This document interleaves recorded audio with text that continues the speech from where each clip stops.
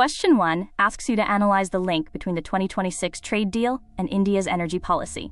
Additionally, discuss how India's commitment to reduce Russian oil imports influenced the removal of punitive U.S. tariffs. For question 2, discuss the ecological significance of the Polo Forest as a premier birdwatching destination in Gujarat.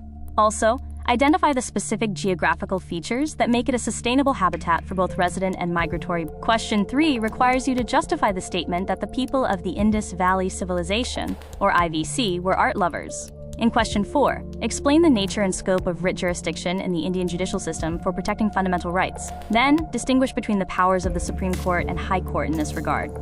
Question 5 asks about the factors propelling India's foreign exchange reserve to a record high. Follow this by explaining how this milestone bolsters the nation's economic stability amid global uncertainties. For question 6, discuss the strategic significance of the I2U2 Group Partnership for India and its key areas for mutual cooperation. Also, discuss the significance of the Hybrid Renewable Energy Project and proposed integrated food parks in Gujarat for the state's economy.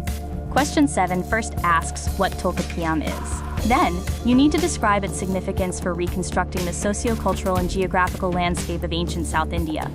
Question 8 requires you to describe the role of the Tungabhadra River in the strategic location of Vijayanagar's capital at Hampi.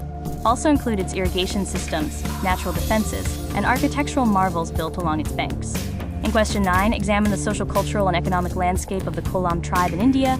Then, analyze their specific challenges regarding land and cultural preservation in the modern time. Question 10 describes the transition of India's weapon manufacturing institutions into a corporatized engine of the Make in India initiative. You must critically analyze how this transition contributes to achieving Atmanirbhar Bharat in defense production. Question 11 covers the office of the Speaker, the linchpin of the parliamentary system.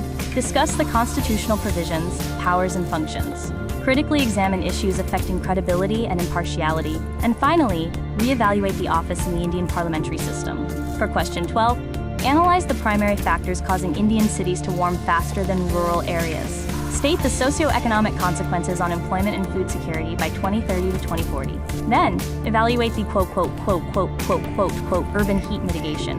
Question 13 asks you to critically examine the key findings of India's 7th National Biodiversity Report, NR7. Also, what challenges are identified in achieving the 2030 biodiversity targets in line with global commitments, referring to KMGBF.